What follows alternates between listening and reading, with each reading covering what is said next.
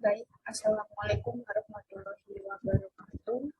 Perkenalkan, nama saya Tiara Malika Sukmamulia dengan NIM F0319135.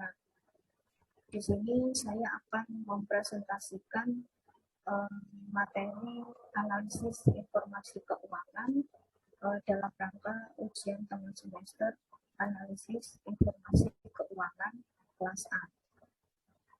Materi yang akan saya bawakan pada kesempatan kali ini yaitu ada 5. Yang pertama mengenai rasio lancar, manajemen persediaan, rasio kas, modal kerja, dan analisis kredit. Bisa di next.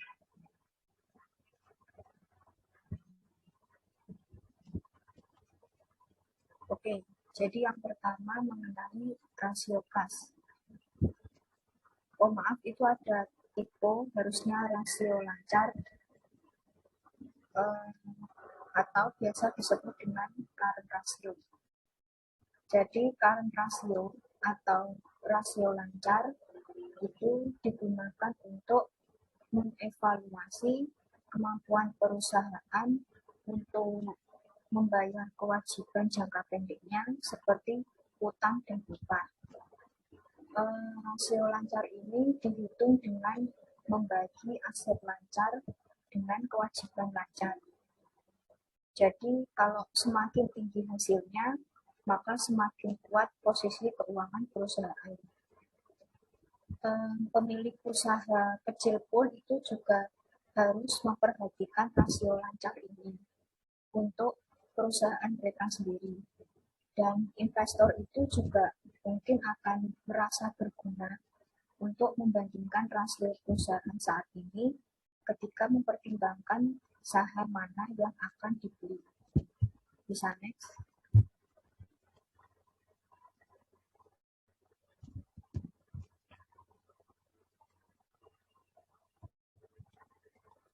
Selanjutnya, apa itu current ratio? Jadi current ratio atau rasio lancar itu adalah salah satu dari rasio likuiditas. Kan rasio likuiditas itu ada banyak ya. Nah, salah satunya itu adalah current ratio atau rasio lancar. Rasio ini digunakan untuk menilai posisi likuiditas suatu entitas dengan menggunakan hubungan antara aktiva lancar dan liabilitas lancar. Dengan kata lain, rasio ini adalah alat yang digunakan untuk menilai apakah aset lancar dapat melunasi kewajiban lancar atau tidak. Rasio ini tidak hanya dimaksudkan untuk menilai masalah likuiditas, tetapi juga menilai penggunaan modal kerja entitas. Posisi likuiditas entitas itu mungkin secara implisit terlihat sehat jika rasio lancar lebih tinggi dari 1 dan tidak sehat jika rasionya kurang dari 1. Rasio lancar memberikan petunjuk kepada pengguna atau pembaca apakah entitas mungkin mengalami masalah atau tidak untuk melunasi kewajiban lancarnya dengan menggunakan kas yang tersedia dan aset lancar lainnya yang menjadi kas. Current ratio atau rasio lancar itu juga membantu manajemen untuk memikirkan bagaimana strategi arus kas selanjutnya untuk mengatasi masalah likuiditas saat ini. Mungkin bisa juga dengan negosiasi dengan bank untuk keringanan bunga atau ngobrol santai gitu dengan pemasok untuk menunda beberapa pembayaran. Namun, hanya karena rasionya kurang dari 1, bukan berarti perusahaan itu bermasalah dengan likuiditasnya. Bisa di next.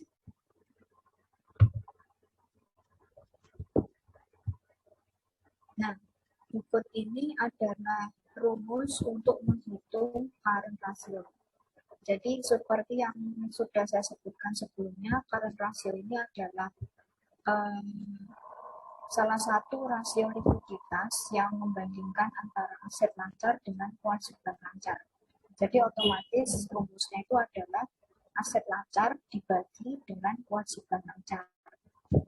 Nah, aset lancar ini meliputi kas dan setara kas, piutang, persediaan, dan aset lancar lainnya. Rasio ini berbeda dari rasio cepat, termasuk perhitungan persediaannya.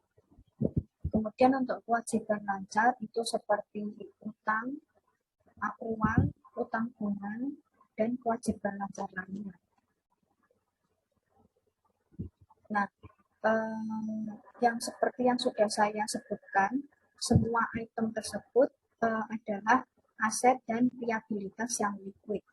Nah, itulah kenapa rasio lancar ini digunakan untuk menilai likuiditas suatu entitas. Bisa di next.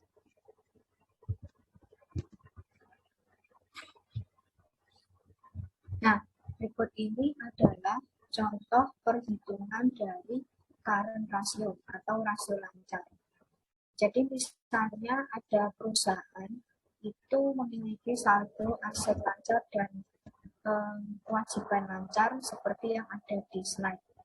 Katakanlah itu di laporan posisi keuangan untuk tahun yang berakhir pada tanggal 31 Desember 2020. Aset lancarnya itu ada kas dan setara kas senilai 30 juta rupiah, piutang usaha 150 juta, persediaan 200 juta, aset lancar lainnya 100 juta. Kemudian untuk kewajiban lancarnya ada utang ampun 25 juta, utang pajak saat ini 140 juta, beban akrual 150 juta, dan pinjaman 90 juta. Nah, dari data ini kita bisa menghitung berapa current ratio dari perusahaan tersebut. Bisa di next.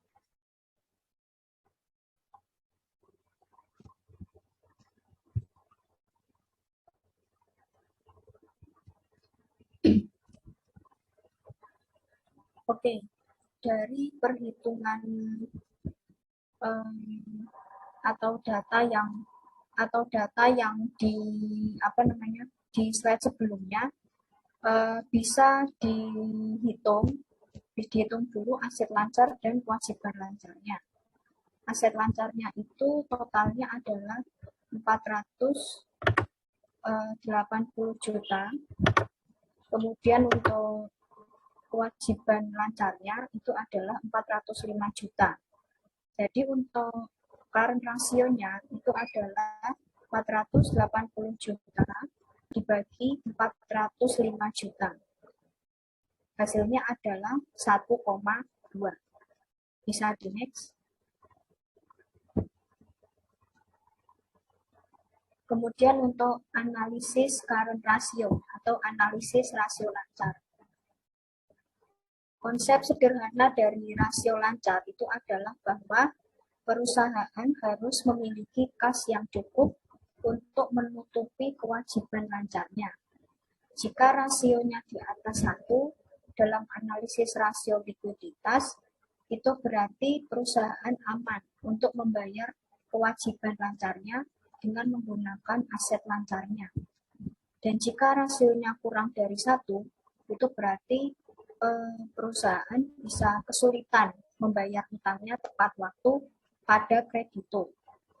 Namun rasio ini termasuk piutang dan persediaan dalam perhitungan itu mungkin tidak dapat segera diubah menjadi uang tunai. Dalam contoh sebelumnya, posisi current ratio kan cukup baik ya, di atas 1,2. Artinya perusahaan dapat menggunakan aset lancarnya untuk membayar kewajiban lancarnya. Nah, seperti yang sudah disebutkan, ada banyak faktor yang perlu dipertimbangkan ketika menganalisis rasio lancar perusahaan. Yang pertama, rasio ini dihitung dengan memasukkan beberapa jenis aset lancar yang mungkin tidak mudah untuk mendapatkan atau dijadikan sebagai uang tunai untuk membayar kewajiban lancar. Nah, aset lancar di sini kan juga termasuk persediaan dan piutang. Persediaan itu dianggap sebagai aset lancar, tetapi mereka mungkin tidak bisa segera dikonversi dalam bentuk tunai. Saat menilai rasio ini, penting untuk menilai kemungkinan bahwa persediaan dapat diubah menjadi penjualan atau uang tunai. Nah, faktor utama termasuk jumlah, sifat, dan periode rata-rata persediaan dapat diubah menjadi penjualan atau uang tunai. Yang lebih penting lagi, persediaan mencakup bahan mentah dan pekerjaan yang sedang berjalan yang mengambil langkah lain untuk mengubahnya menjadi barang jadi. Oleh karena itu, untuk mengubah persediaan menjadi penjualan, perusahaan itu membutuhkan waktu yang agak lama. Bisa di next.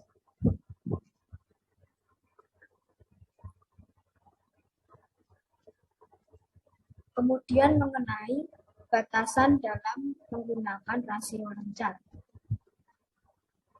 Ada beberapa kerugian dalam menggunakan rasio lancar dalam mengukur masalah likuiditas entitas.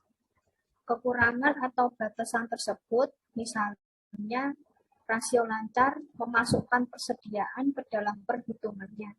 Dan jika saldo persediaan pada akhir tahun berbeda secara signifikan, maka akan ada perbedaan rasio yang signifikan pula. Penggunaan metode penilaian yang berbeda dihasilkan dari saldo akhir persediaan yang berbeda dan selanjutnya akan mempengaruhi rasio. Oleh karena itu, ini juga mempengaruhi bagaimana perusahaan menginterpretasikan rasio lancarnya. Nah, kalau kita melihat contoh soal tadi, aset lancar itu jumlahnya yang persediaan. Aset lancar yang persediaan itu jumlahnya adalah 200 juta. Itu jumlahnya cukup besar. Nah, persediaan kan digolongkan sebagai aset lancar. Tetapi mungkin tidak mudah atau tidak bisa segera untuk diubah menjadi uang tunai. Karena untuk mengubah persediaan menjadi uang tunai, perusahaan perlu menjual persediaan ke pelanggan dan mendapat keuntungan. Terkadang penjualan pun juga dilakukan secara kredit dan perusahaan masih membutuhkan waktu untuk mengumpulkan uang tunai. Perhitungan current ratio juga termasuk piutang yang mungkin juga sulit diubah menjadi uang tunai. Piutang usaha tampaknya mudah untuk diubah menjadi uang tunai. Tetapi kita harus melihat kembali ke kebijakan piutang dan sejarah penagihannya, sehingga kita dapat menyimpulkan seberapa masuk akal rasio lancar ini terhadap kewajiban lancar. Nah, berdasarkan contoh soal tadi juga, aktiva lancar termasuk piutang, entah bagaimana perusahaan itu mungkin tidak dapat memperoleh kembali dari pelanggan atau membutuhkan waktu lama untuk menagihnya kembali dari pelanggan. Oleh karena itu, ketika mengartikan rasio lancar, hal-hal seperti piutang, kebijakannya, kemudian sejarah penagihannya, kemudian termasuk juga jumlah persediaan, itu juga perlu diperhatikan. Bisa next slide.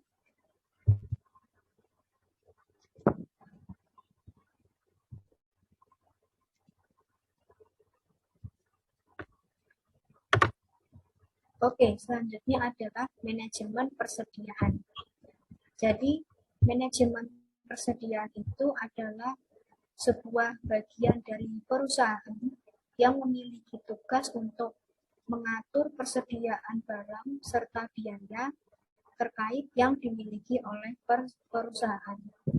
Hal-hal seperti misalnya cara memperoleh persediaan, penyimpanan, cara mengatur persediaan, dan bagaimana pemanfaatannya akan dibahas pada video ini. Bisa next slide.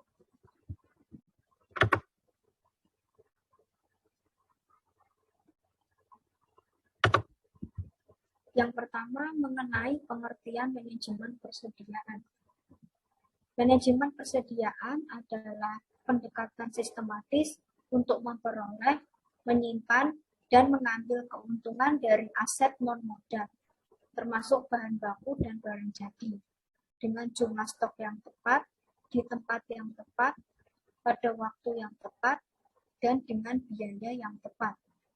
Sederhananya, perusahaan akan dapat mengontrol bahan baku serta produksi pada level yang sesuai agar tidak menimbulkan kelebihan atau kekurangan stok yang berakibat pada kerugian. Persediaan merupakan salah satu aset perusahaan yang sangat berhubungan dengan penjualan maupun tingkat produksi. Sehingga jika ada masalah menyangkut mengenai persediaan, akan langsung berpengaruh terhadap kerugian bisnis.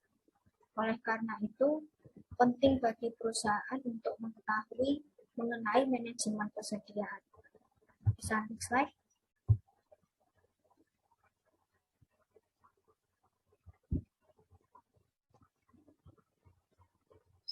Nah, kira-kira kenapa sih kok diperlukan manajemen persediaan dalam sebuah bisnis?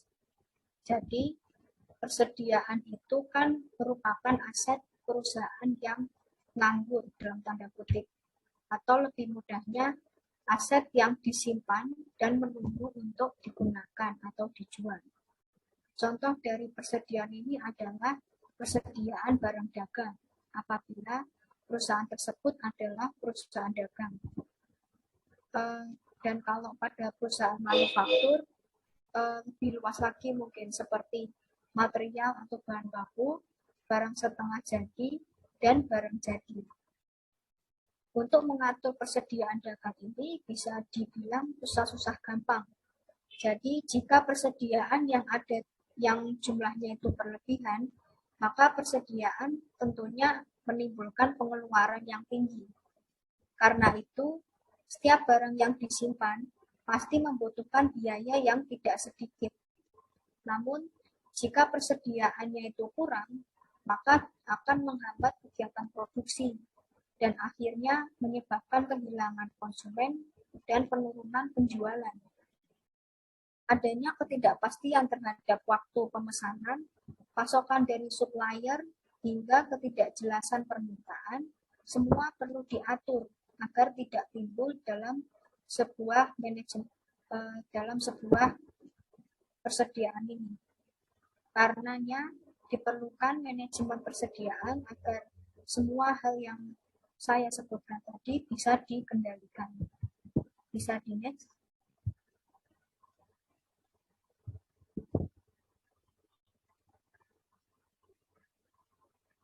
Nah, selanjutnya mengenai faktor yang mempengaruhi persediaan. Jadi ada beberapa faktor yang mempengaruhi tingkat persediaan. Seperti yang pertama adalah jumlah dana yang tersedia akan mempengaruhi pembelian persediaan. Yang kedua, lead time atau waktu tunggu barang yang dipesan. Yang ketiga, frekuensi penggunaan. Jadi semakin sering digunakan, maka jumlah persediaan itu semakin kecil. Yang keempat, daya tahan persediaan. Persediaan dengan daya tahan pendek seperti buah dan sayur itu harus segera dijual. Yang kelima, bencana. Persediaan yang dipengaruhi dengan bencana, misalnya bencana alam, wabah, atau bencana yang disebabkan oleh manusia, seperti kebakaran. Nah, persediaan itu juga dipengaruhi oleh hal-hal seperti itu. Yang keenam, tingkat penawaran dan juga tingkat permintaan. Bisa di next. Nah, selanjutnya mengenai cara menentukan biaya persediaan. Ada tiga, ada metode FIFO, metode LIFO, dan metode average. Metode FIFO atau first in first out. Jadi pada metode ini, barang yang pertama kali dibeli adalah barang yang pertama kali dijual. Karena itu, metode FIFO ini sesuai dengan arus biaya yang aktual. Metode ini juga adalah metode yang paling sering digunakan dalam penilaian persediaan. Metode ini juga menyesuaikan persediaan barang yang akan keluar tentunya akan sesuai dengan kegiatan produksi yang nilainya kurang lebih sama dengan harga yang pertama kali masuk. Karenanya persediaan barang akhir akan sesuai dengan harga baru atau dengan urutan terakhir yang dibeli. Metode ini juga menggunakan metode perhitungan harga pokok penjualan atau HPP. Ketika metode ini digunakan selama periode inflasi, maka biaya unit yang lebih awal masuk akan lebih rendah dibandingkan dengan biaya unit yang paling akhir. Karena itu, FIFO ini akan menghasilkan laba kotor yang lebih tinggi. Yang kedua, metode LIFO atau last in first out. Berbeda dengan metode FIFO, pada metode LIFO ini adalah sebuah metode pencatatan persediaan untuk mencatat persediaan yang terakhir dibeli akan dijual terlebih dahulu. Sedangkan persediaan yang pertama kali dibeli akan dikeluarkan atau dijual di kemudian hari. Satu hal yang perlu diingat bahwa perusahaan itu tidak lagi diperbolehkan untuk menggunakan metode LIFO dalam persediaan pencatatan miliknya.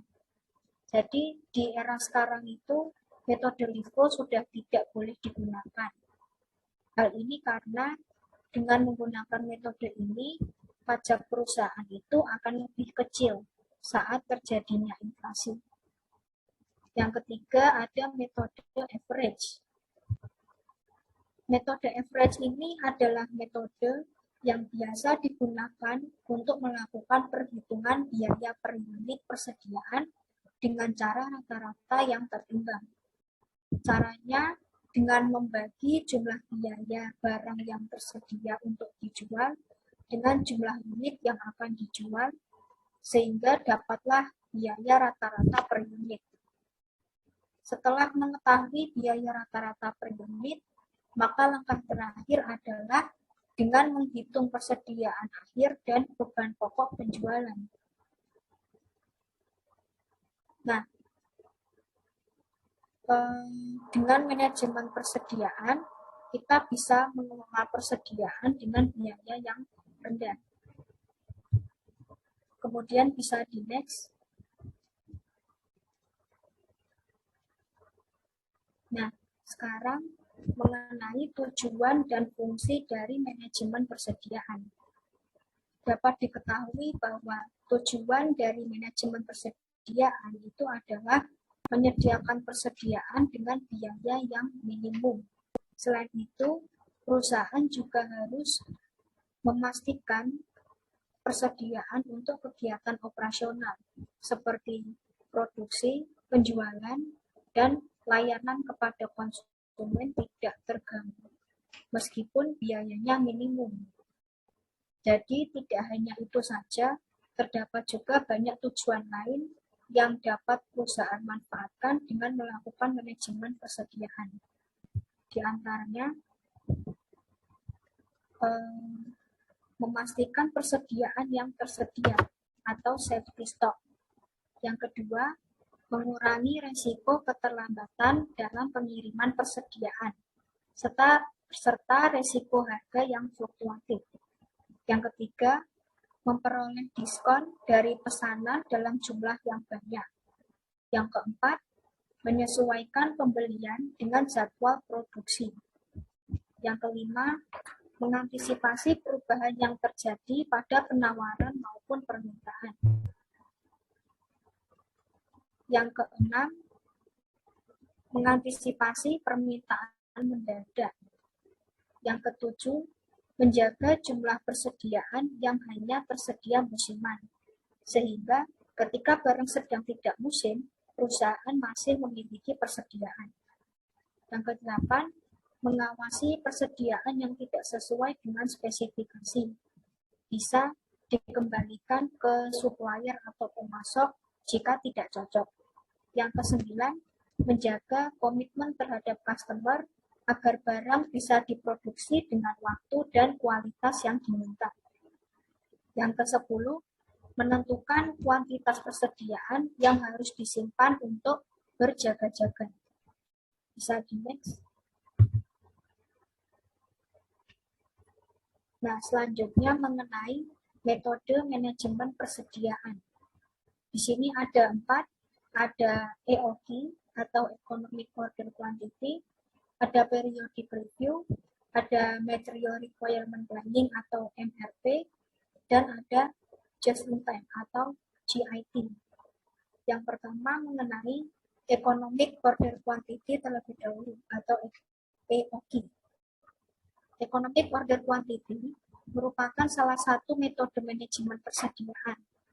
EOQ adalah jumlah pemesanan yang paling ekonomis atau metode manajemen persediaan yang paling ekonomis. Maksudnya adalah jumlah pembelian barang yang dilakukan oleh perusahaan sesuai dengan pesanan yang diterima. Jadi dapat meminimumkan jumlah pemeliharaan barang dan biaya pemesanannya. Yang kedua, periodic review. Pada metode ini, yang harus dilakukan perusahaan adalah memesan barang persediaan dengan jangka waktu yang sama. Pertama, yang harus dilakukan oleh perusahaan adalah membuat jadwal pemesanan barang. Pemesanan barang dilakukan sesuai dengan jadwal yang telah dibuat, sehingga biaya yang dikeluarkan dapat diperkirakan sebelumnya. Yang ketiga ada MRP atau Material Requirement Planning. Metode MRP ini atau bahasa Indonesianya metode perencanaan kebutuhan material, yaitu perencanaan dan pengendalian persediaan untuk menjamin material atau bahan baku selalu tersedia untuk memenuhi kebutuhan. Metode MRP ini bertujuan untuk menjaga persediaan dalam jumlah yang sedikit. Karena jumlah persediaan sedikit, maka biaya persediaan juga menjadi kecil. Nah, perencanaan yang dimaksud itu adalah metode ini meliputi rencana penjadwalan pembelian, jadwal produksi, dan pengiriman material. Selanjutnya, metode just in time. Metode ini merupakan metode di mana perusahaan tidak menyetok atau tidak memiliki persediaan. Just in time berasumsi jika perusahaan tidak memiliki persediaan, maka perusahaan tidak memiliki biaya atau beban atas persediaan. Perusahaan mendatangkan bahan baku hanya pada saat dibutuhkan saja. Caranya adalah dengan bekerja sama dengan supplier atau pemasok bahan baku. Perusahaan harus menjalin hubungan yang baik dengan pemasok, sehingga pada saat perusahaan membutuhkan persediaan, maka pemasok akan segera memenuhi permintaan. Bisa di next. Nah, kira-kira dalam manajemen persediaan itu apa saja yang dilakukan? Jadi, ada beberapa kegiatan utama yang dilakukan dalam manajemen persediaan. Seperti yang pertama, memastikan persediaan yang ada cukup untuk periode berjalan. Yang kedua, memastikan persediaan dikelola dengan optimal. Yang ketiga, biaya persediaan seefisien mungkin.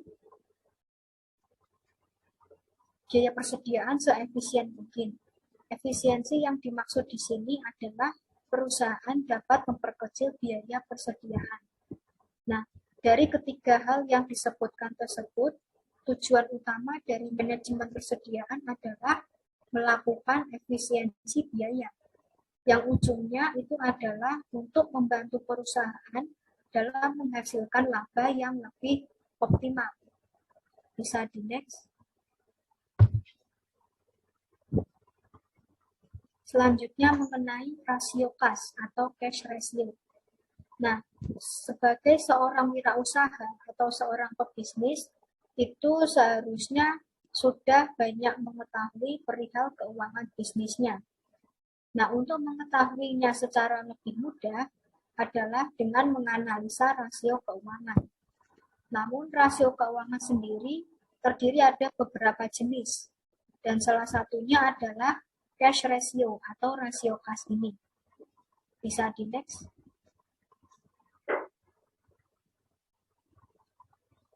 Nah, yang pertama mengenai pengertian cash ratio atau rasio kas. Cash ratio atau dalam bahasa Indonesianya adalah rasio kas, adalah rasio yang bisa digunakan untuk menilai perbandingan antara total kas dan setara kas pada suatu perusahaan dengan kewajiban lancar yang ada di dalamnya. Pada dasarnya, cash ratio adalah bentuk penyempurnaan dari quick ratio atau rasio cepat yang dimanfaatkan untuk mengukur sejauh mana finansial perusahaan yang terdiri dari kas serta setara kas yang ada. Upaya pengukuran tersebut dilakukan guna kepentingan dalam melunasi kewajiban lancar atau hutang jangka pendek milik perusahaan. Kemudian pengertian lain dari cash ratio adalah rasio likuiditas yang bersifat konservatif yang di dalamnya terdapat kemampuan perusahaan untuk mampu menutupi utang dalam jangka waktu pendeknya dengan dibandingkan rasio lain. Mengapa? Karena cash ratio hanya melakukan perhitungan terhadap aktiva lancar jangka pendek yang dinilai paling liquid. Sedangkan untuk mengatur likuiditas tersebut adalah dengan cara membandingkan komponen yang terdapat pada neraca, seperti aktiva lancar dengan total pasiva lancar atau utang jangka pendek. Bisa di next. Selanjutnya mengenai manfaat cash ratio. Perhitungan cash ratio pada suatu perusahaan umumnya memiliki dua manfaat utama, yaitu untuk bisa mengetahui tingkat keamanan likuiditas pada suatu perusahaan, serta guna mengatasi berbagai permasalahan likuiditas perusahaan. Dengan mengetahui nilai rasio kas, maka akan membantu pihak manajemen perusahaan untuk mengambil langkah yang strategis. Langkah tersebut nantinya bisa dijadikan solusi untuk menyelamatkan kondisi finansial perusahaan yang jika pada saat itu sedang bermasalah. Untuk itu, pihak manajemen perusahaan harus terus mengontrol nilai rasio kas perusahaannya secara rutin dalam kurun waktu tertentu agar kondisi finansial bisnisnya bisa berjalan dengan baik dan seluruh kegiatan operasional pun bisa berjalan dengan lancar. Bisa di next.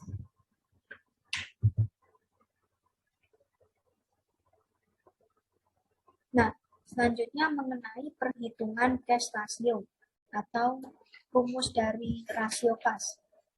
Rumusnya itu adalah cash ratio sama dengan kas ditambah setara kas dibagi dengan hutang lancar. Jadi kas dan setara kas itu dijumlahkan terlebih dahulu, baru dibagi dengan hutang lancar. Dalam hal ini, kas adalah seluruh alat pembayaran yang bisa digunakan untuk melakukan transaksi. Sedangkan yang dimaksud dengan setara kas adalah instrumen investasi yang sifatnya sangat liquid, jangka pendek, dan bisa dijadikan kas dalam kurun waktu yang cepat dan dalam jumlah tertentu tanpa khawatir adanya resiko perubahan nilai. Sedangkan utang lancar adalah utang yang dimiliki oleh perusahaan dan harus segera dilunasi dalam kurun waktu 1 tahun atau dalam siklus perusahaan. Bisa di next. Nah, selanjutnya cara memaksimalkan nilai cash ratio. Sebagai pebisnis atau wirausahawan, itu pebisnis atau wirausahawan bisa meningkatkan cash ratio dengan cara menyimpan laba bersih ke dalam bentuk tunai atau setara. Cara lainnya adalah dengan mengurangi kewajiban membayar utang atau memangkas biaya operasional. Sebaliknya, jika cash rasio perusahaan terlalu tinggi, maka bisa menggunakan dana kas untuk investasi jangka panjang. Untuk itu, jangan heran jika pihak kreditur atau pihak pemberi pinjaman akan senang apabila mengetahui cash rasio perusahaan itu baik. Walaupun beberapa di antaranya juga sudah ada yang puas dengan nilai cash rasio yang wajar dengan memanfaatkan metrik likuiditas lain seperti rasio lancar dan rasio cepat. Bisa di next. Selanjutnya mengenai analisis cash rasio. Pihak investor maupun kreditur itu bisa menggunakan cash rasio pada suatu perusahaan untuk menentukan apakah perusahaan tersebut sedang mengalami masalah finansial atau tidak. Jadi cash rasio ini bisa dijadikan indikator yang baik untuk jangka yang pendek daripada menggunakan pengukuran rasio likuiditas lainnya. Selanjutnya, secara intuitif, nilai cash rasio yang lebih tinggi diartikan bahwa perusahaan tersebut memiliki waktu yang cukup untuk mampu melunasi utangnya. Sebenarnya, tidak ada nilai pasti tentang berapa angka minimal cash rasio yang diperlukan oleh perusahaan. Tetapi umumnya, rasio antara 0,5 hingga 1 bisa diterima oleh para investor dan kreditur. Karena cash rasio ini hanya menambahkan kas dan juga setara kas dari aset ke dalam bentuk persamaan, maka rasio ini akan mampu memberikan kebijaksanaan yang paling konservatif untuk nilai likuiditas perusahaan. Namun, sangat penting untuk digarisbawahi adalah pihak perusahaan biasanya tidak memiliki keterkaitan yang terlalu banyak pada aset dalam bentuk kas ataupun setara kas. Mengapa? Karena kas yang diam dan tidak bergerak itu tidak akan memberikan investasi yang baik untuk perusahaan, sehingga tidak akan menghasilkan keuntungan. Bisa di next. Selanjutnya mengenai modal kerja atau working capital. Jadi, untuk memulai suatu kegiatan di dalam sebuah perusahaan, pasti dibutuhkan dana atau modal yang biasa disebut dengan istilah modal kerja atau working capital guna membiayai operasional perusahaan tersebut. Dan perusahaan itu wajib memiliki modal untuk memastikan kelancaran kegiatan operasi di dalam perusahaannya. Bisa di next. Selanjutnya mengenai pengertian modal kerja. Ini saya ambil beberapa pengertian dari beberapa tokoh. Yang pertama dari Jumingan. Jadi pengertian modal kerja menurut Jumingan itu adalah jumlah harta atau aktiva lancar pada neraca perusahaan. Sedangkan konsep modal bersih itu adalah pengurangan harta lancar atau aset dengan pasifa lancar atau utang lancar. Sehingga dapat diketahui adanya modal bersih adalah modal kotor yang terdapat dalam sebuah perusahaan. Waktu tersedianya modal tergantung dari macam dan tingkat likuiditas dari aktiva lancar. Yang kedua menurut Eugene F. Brigham dan Joel F. Houston. Eugene F. Brigham dan Joel F. Houston mendefinisikan modal kerja sebagai hasil penjumlahan dari aktiva atau harta lancar, di mana aktiva atau harta lancar tersebut merupakan modal kerja kotor. Definisi ini sifatnya kuantitatif karena total dana digunakan dalam tujuan operasi jangka pendek. Kas, sekuritas, persediaan, dan piutang sangat berperan penting terhadap ketersediaan modal perusahaan. Selanjutnya menurut Kashmir.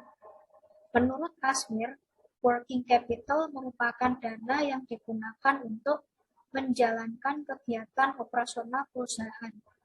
Dengan kata lain, working capital dapat diartikan sebagai modal yang ditanam di suatu perusahaan dalam bentuk aktiva yang bersifat jangka pendek atau aktiva lancar. Contohnya seperti kas, bank, surat berharga, piutang, dan aktiva lancar lainnya. Bisa di next.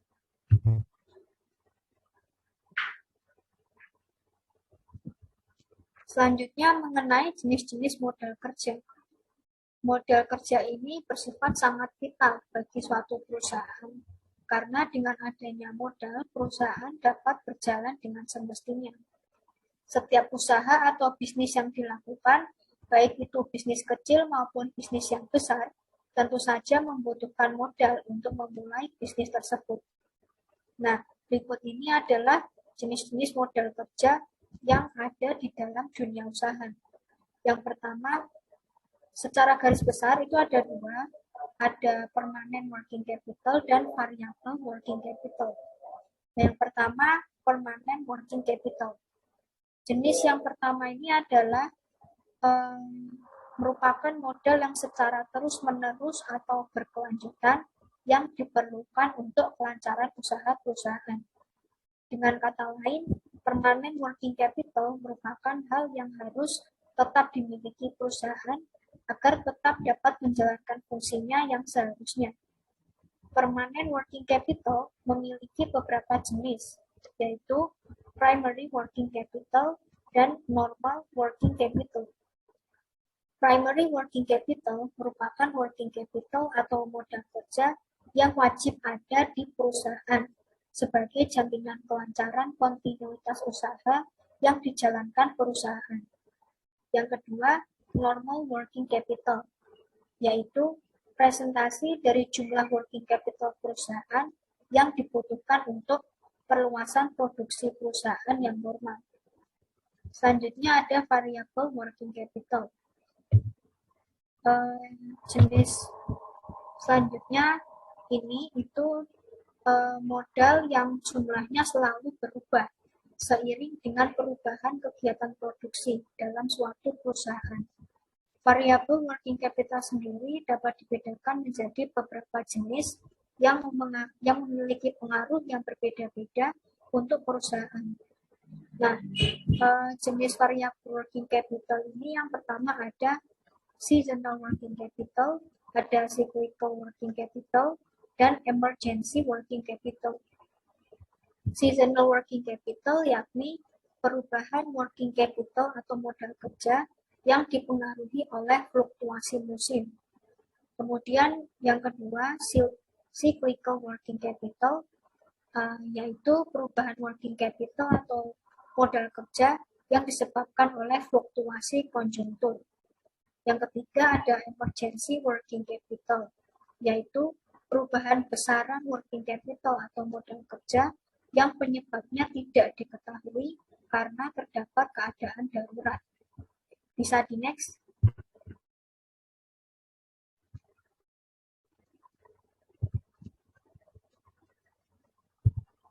Selanjutnya, fungsi modal kerja dalam bisnis.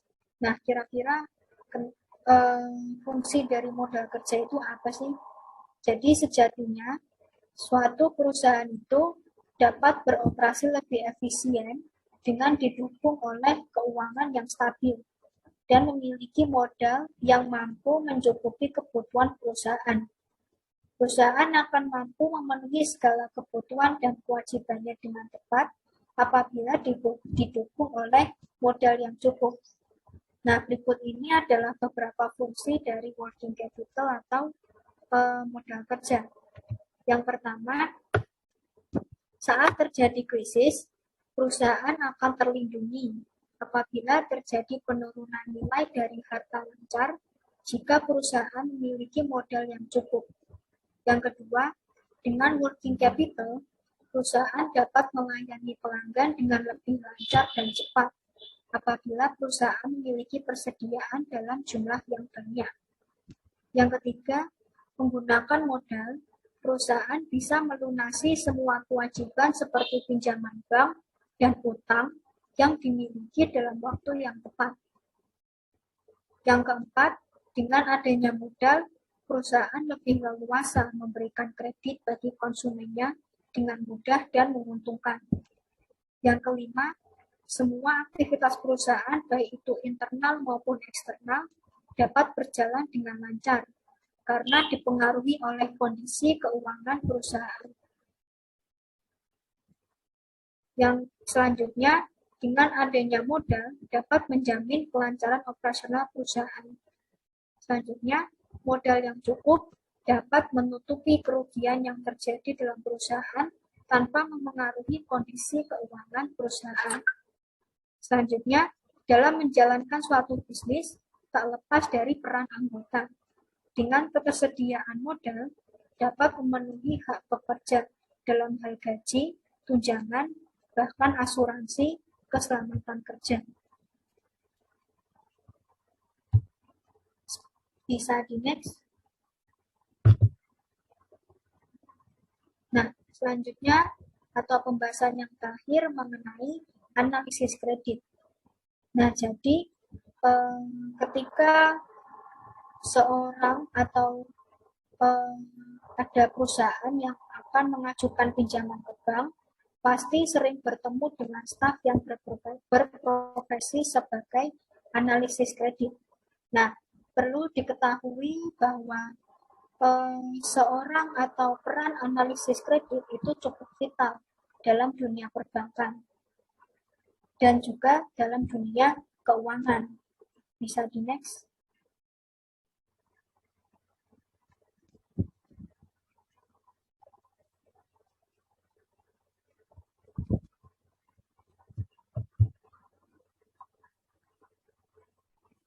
Bisa di next ya.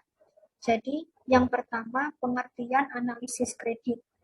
Jadi analisis kredit itu merupakan sebuah profesi atau aktivitas yang melakukan penilaian sebuah kredit dengan sangat lengkap, baik dalam hal keuangan maupun tidak. Nah, menurut ahli ekonomi Lukman Dinda Wijaya, analisis kredit itu adalah suatu proses analisis pada kredit yang memakai pendekatan tertentu untuk menentukan adanya kebutuhan kredit pada calon penerima kredit. Perusahaan yang akan melakukan kredit pada calon debitur itu sangat penting melakukan analisis kredit. Dengan begitu, uang yang akan dipinjamkan bisa lebih meyakinkan untuk dikembalikan dalam jangka waktu tertentu. Bisa di next.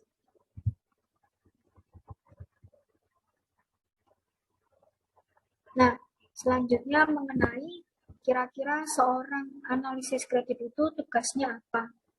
Nah, berikut beberapa tugas yang diemban seorang analisis kredit. Yang pertama, menganalisis data pinjaman. Menganalisis data peminjam. Tentunya tugas utama seorang analisis kredit itu adalah mampu menganalisis data calon peminjam. Selain itu, dia juga harus mengecek keuangan perorangan atau perusahaan agar bisa menentukan tingkat risiko yang berhubungan saat melakukan perpanjangan kredit maupun peminjaman uang. Yang kedua, membuat perbandingan keuangan. Tugas selanjutnya yaitu melakukan perbandingan keuangan dengan calon peminjam dengan program komputer.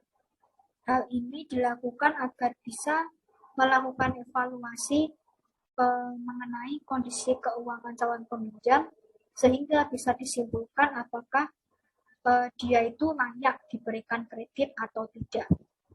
Yang ketiga, melakukan konsultasi dengan calon peminjam.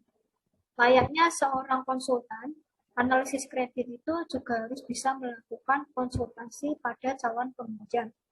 Contohnya seperti bertanya tujuan calon peminjam mengajukan kredit, memberikan solusi jika ada kesulitan yang berhubungan dengan keuangan, atau memeriksa transaksi keuangannya, dan lain sebagainya. Yang keempat, selalu menyiapkan laporan. Tentunya seorang atau ahli analisis kredit perlu menyiapkan laporan yang di dalamnya adalah tingkat risiko saat melakukan perpanjangan tersebut sangat penting jika ada masalah yang terjadi pada debitur di masa depan. Yang kelima, membandingkan catatan likuiditas, profitabilitas, dan juga kredit organisasi. Tidak hanya mencatat laporan saja, seorang analisis kredit itu harus mampu untuk melakukan perbandingan antara catatan mengenai likuiditas, profitabilitas, hingga kredit organisasi yang sedang dilakukan evaluasi. Hal itu membuat adanya evaluasi bila terjadi peminjaman pada organisasi maupun lokasi tempat yang sama. Bisa di next.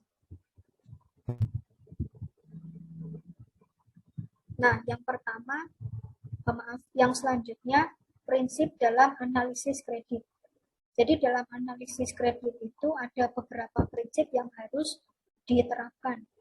Yang pertama, prinsip 5C. Prinsip yang pertama dalam analisis kredit ini bisa dikatakan cukup penting, khususnya untuk para calon peminjam. Sebab setiap tingkatannya itu akan sangat berpengaruh pada pengajuan kreditnya. Nah, prinsip 5C yang pertama adalah kolateral. Kolateral atau biasa disebut dengan jaminan harus dipenuhi oleh para calon peminjam sebelum melakukan pengajuan pada bank. Jenis jaminan yang diberikan calon peminjam bisa menjadi pertimbangan analisis kredit. Apakah nilainya sesuai dengan jumlah pinjamannya? Yang kedua ada conditions. Poin kedua ini adalah kondisi perekonomian yang dimiliki oleh individu maupun perusahaan yang mengajukan kredit. Hal ini juga bisa berpengaruh besar pada pengajuan kredit, apakah bisa diterima atau malah ditolak. Yang ketiga adalah capital. Capital atau modal juga harus diperhatikan oleh analisis kredit, sehingga bisa terlihat apa jenis usaha yang dilakukan oleh calon peminjam. Yang keempat, capacity. Poin capacity ini atau kapasitas menjadi pertimbangan berikutnya dari analisis kredit. Apakah calon peminjam memiliki kapabilitas untuk melunasinya atau tidak? Yang kelima, karakter. Poin yang terakhir ini adalah karakter calon peminjam yang bisa berpengaruh besar pada kelancaran pengajuan kredit pada analisis kredit. Bisa di next.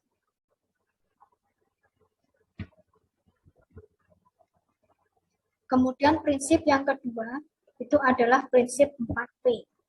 Yang pertama adalah party. Seorang analisis kredit itu harus sering melakukan riset ke lapangan agar bisa menilai sendiri seperti apa debitur yang telah mengajukan kredit. Riset party atau bisa juga dikatakan golongan ini merupakan hasil temuan yang terjadi di lapangan, baik wawancara secara langsung, sehingga keputusan pemberian kredit bisa dilakukan. Yang kedua, payment. Prinsip payment atau pembayaran ini adalah bisa menentukan apakah debitur itu memiliki kemampuan untuk bayar pinjamannya atau tidak. Untuk bisa melihatnya, bisa dari data pribadi debitur yang sudah diserahkan dan pihak analisis kredit bisa mengeceknya. Yang ketiga, purpose.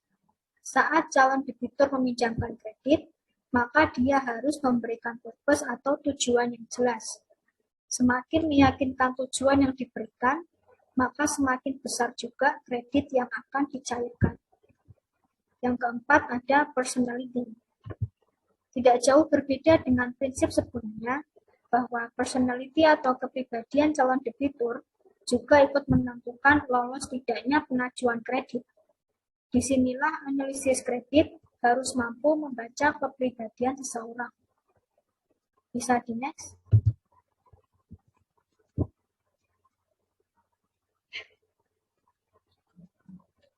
Selanjutnya ada prinsip 3R. Prinsip 3R ini adalah prinsip terakhir yang harus dipegang oleh analisis kredit. Yang pertama adalah returns. Returns di sini adalah pencapaian atas sebuah hasil yang telah dikelola oleh debitur.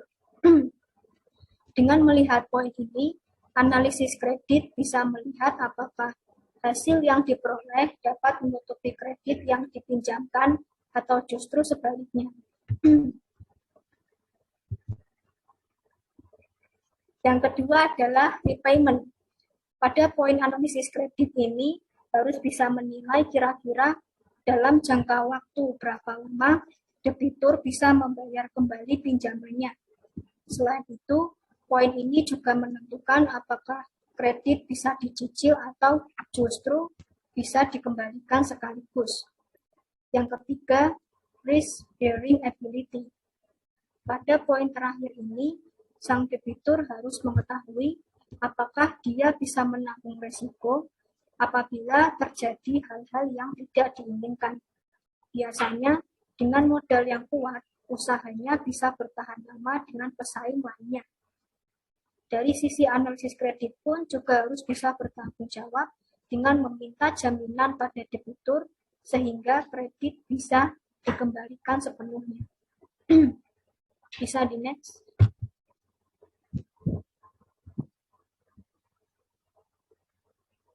Selanjutnya mengenai fungsi analisis kredit.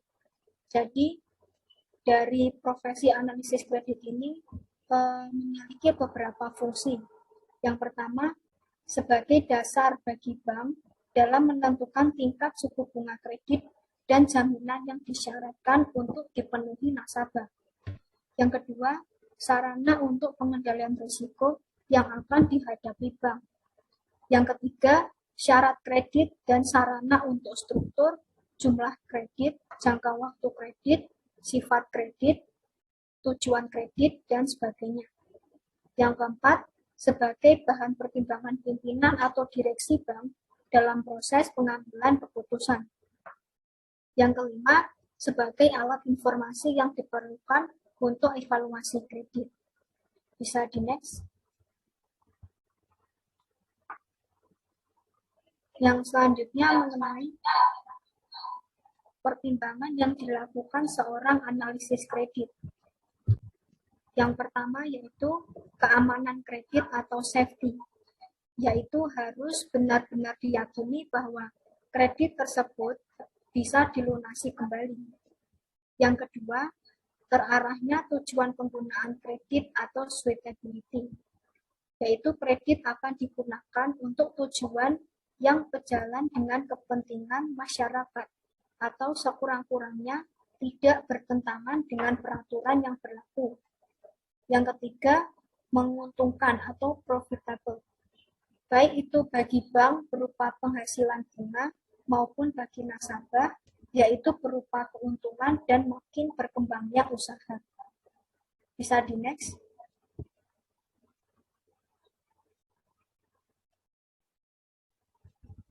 Ya, sekian presentasi dari saya. Apabila ada kurangnya mohon maaf. Wassalamualaikum warahmatullahi wabarakatuh. Selanjutnya akan saya buka sesi tanya jawab. Untuk yang mau bertanya bisa raise hand terlebih dahulu, kemudian menyebutkan pertanyaannya. Silakan.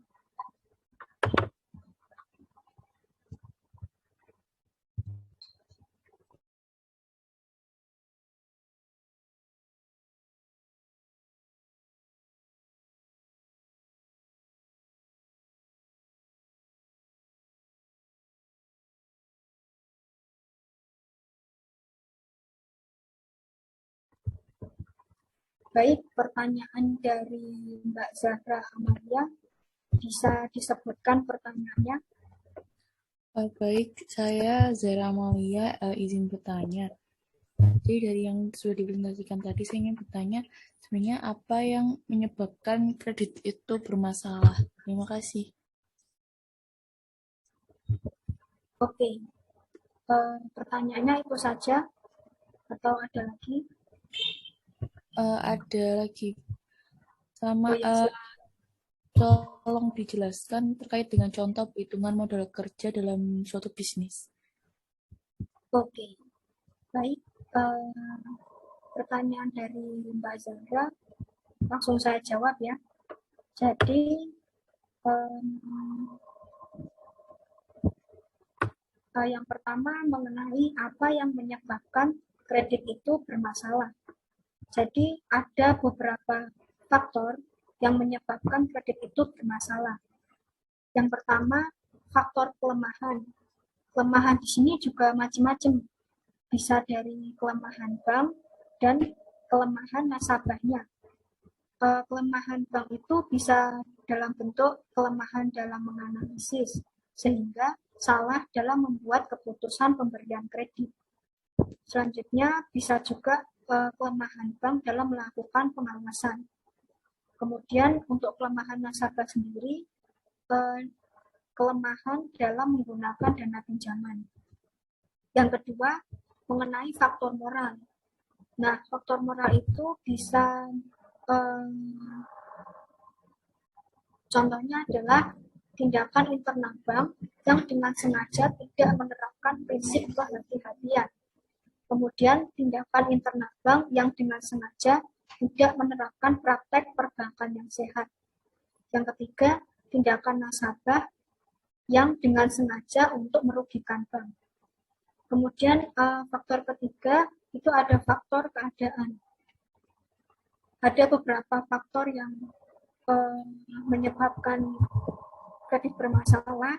Dalam faktor keadaan ini, misalnya adanya resiko bisnis yang tidak terelakkan, adanya kebijakan pemerintah yang berpengaruh buruk terhadap bisnis atau aktivitas nasabah. Yang ketiga, adanya musibah atau bencana yang tidak dapat dihindari.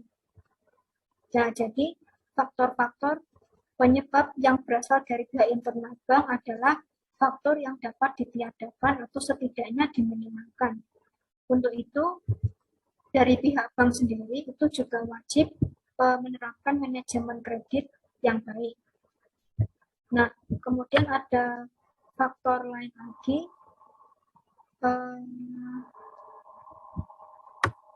ada beberapa penyebab. Jadi misalnya kelemahan dalam analisa kredit. Kelemahan ini bisa disebabkan oleh berbagai hal.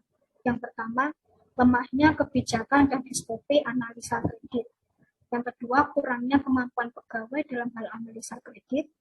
Yang ketiga, kurangnya informasi atau tidak akuratnya informasi yang diterima bank. Yang kedua, bank itu terlalu ekspansif. Jadi bank itu terlalu mengejar target penyaluran kredit sehingga mengabaikan aspek analisa yang baik untuk menurunkan tingkat kehati-hatiannya. Yang ketiga, riwayat nasabah. Riwayat nasabah menjadi satu-satunya dasar keputusan kredit sehingga mengabaikan analisa kredit. Yang keempat, yang penting ada agunan atau asal ada agunan.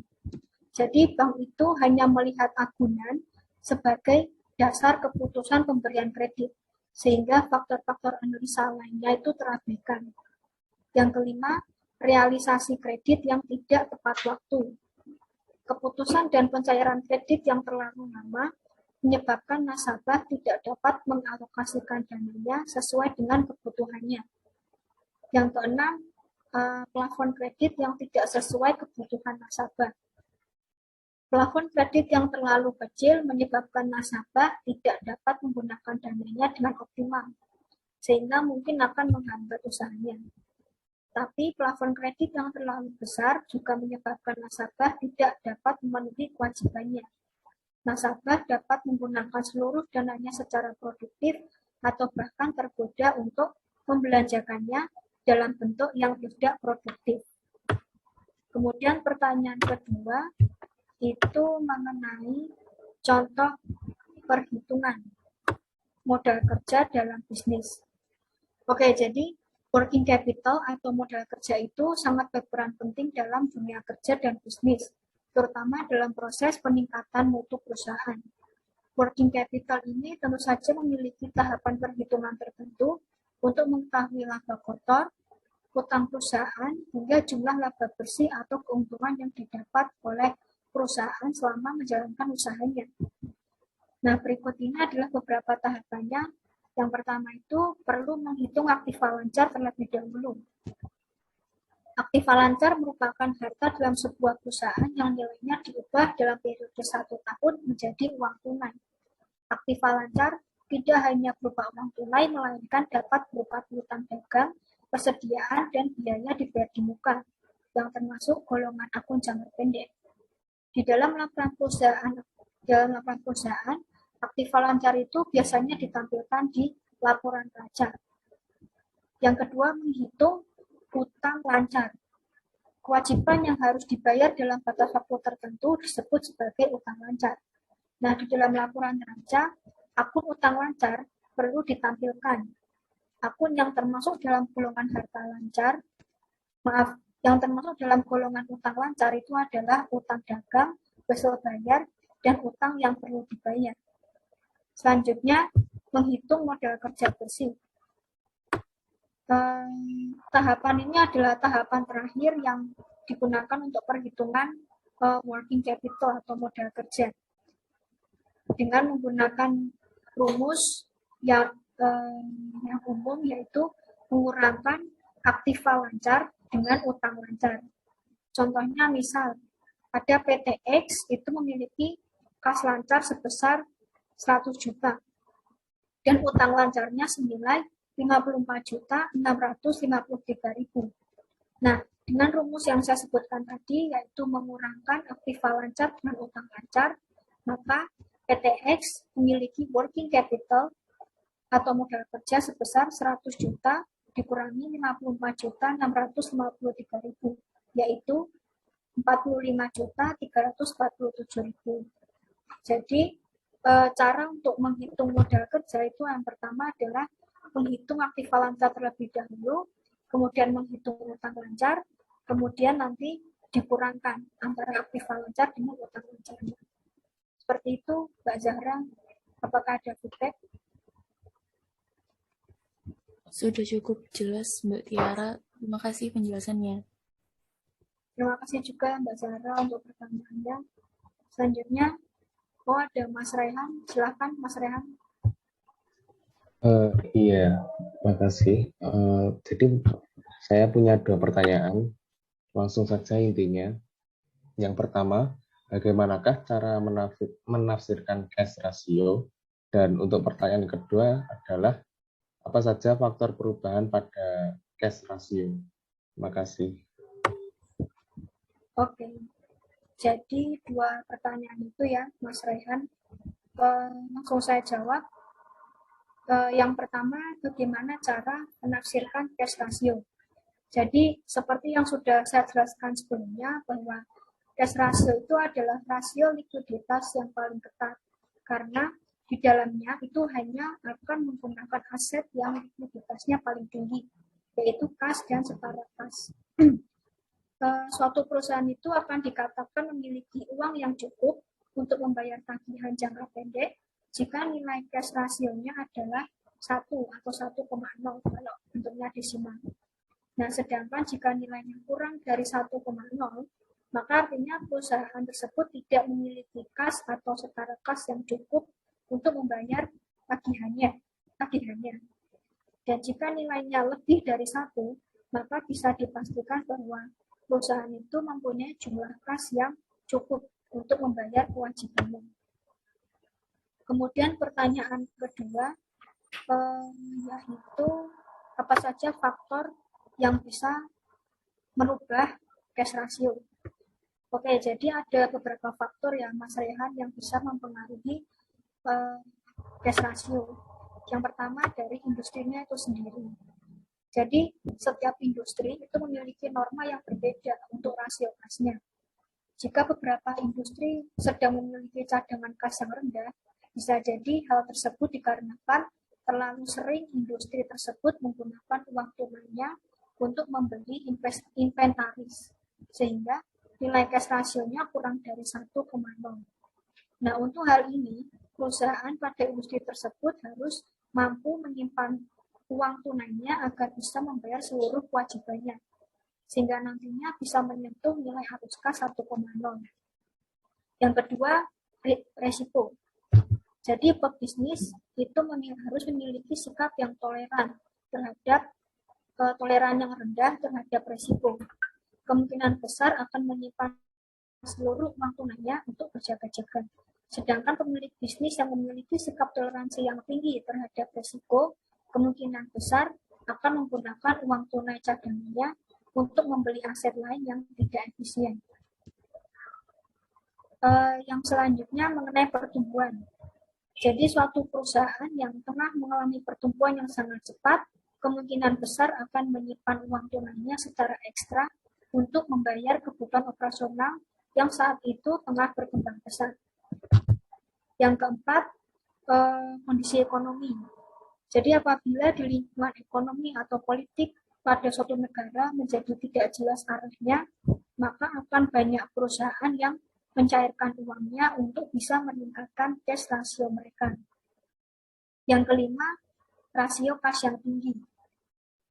Rasio kas atau cash rasio yang terlalu tinggi bisa berarti pemanfaatan nilai kekayaan perusahaan itu tidak efisien. Ketimbang hanya menyimpan uang tunai, ada baiknya perusahaan itu menggunakan dana tersebut untuk bisa diinvestasikan kembali ke dalam bentuk investasi. Seperti itu Mas Rehan, jawaban dari saya. Apakah ada feedback? Sudah sangat jelas. Terima kasih. Oke, terima kasih Mas Rehan. Selanjutnya, ada pertanyaan lain? Ada. Oh iya, Mbak Intan dipersilakan. Baik, terima kasih.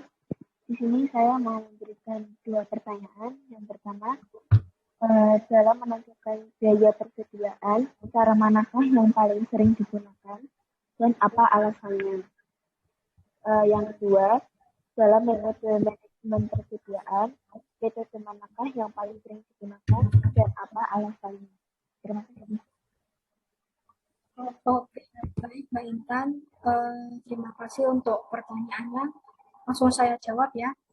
Jadi pertanyaan pertama itu dalam menentukan biaya persediaan, cara manakah yang paling sering digunakan dan apa alasannya? Oke, jadi tadi saya sebutkan ada 3 ya, metode FIFO, LIFO, dan average. Sebenarnya tadi juga sudah saya sebutkan. Jadi yang paling sering digunakan itu adalah metode FIFO. Metode ini yang paling umum digunakan dalam penilaian persediaan atau dalam menentukan biaya persediaan. Jadi pada metode FIFO ini, persediaan barang yang akan keluar untuk kegiatan produksi nilainya berdasarkan harga yang pertama kali masuk. Sehingga persediaan barang akhir dengan menggunakan harga yang didasarkan pada harga baru atau harga dengan urutan terakhir yang dibeli. Oleh karena itu, metode FIFO ini lebih terlihat untuk perhitungan HPP. Biaya yang digunakan untuk pembelian barang pertama sebagai cost of goods sold atau COGS. Kemudian perhitungan harga jual itu berdasarkan harga dari stok barang transaksi sebelumnya. Jadi metode yang paling sering digunakan itu adalah metode FIFO. Kemudian pertanyaan kedua mengenai metode manajemen persediaan yang mana yang paling sering digunakan. Oke, jadi menurut saya ada 4 ya tadi, EOG, periodic review, MRP, sama just in time. Nah, dari penjelasan yang saya sebutkan tadi, menurut saya penggunaan metode manajemen persediaan yang paling sering digunakan itu adalah metode EOQ atau Economic Order Quantity. Karena metode ini adalah metode yang paling ekonomis. Jadi perusahaan itu melakukan pembelian barang itu sesuai dengan pesanan yang diterima. Jadi dapat meminimumkan jumlah pemeliharaan barang dan biaya pemesanannya. Nah, kalau 3 metode manajemen persediaan yang lainnya itu kan rata-rata pakai penjadwalan ya. Jadi kalau sama pemasoknya udah tahu hari ini jadwalnya toko A harus dipasok, ya mau nggak mau pemasok itu harus memasok persediaan ke toko A. Meskipun toko A itu persediaannya masih banyak gitu. Nah, kalau kayak gitu kan kemungkinan persediaan yang mubazir atau tidak terpakai itu kan lebih besar. Nah, kalau metode EOG ini itu dia hanya melakukan pembelian barang atau pemesanan persediaan saat ada pesanan dari pelanggan gitu. Jadi persediaan yang tidak terpakai atau persediaan yang mubazir itu lebih kecil kemungkinannya. Seperti itu Mbak Intan, apakah ada feedback? Ya, cukup. Terima kasih banyak. Oke, terima kasih banyak Mbak Intan. Adakah pertanyaan lagi?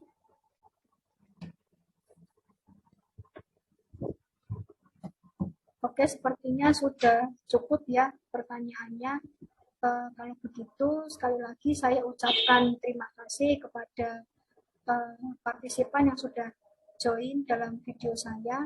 Semoga materi tadi bisa bermanfaat bagi partisipan semua. Apa lebih dan kurangnya mohon maaf. Wassalamualaikum warahmatullahi wabarakatuh. Waalaikumsalam.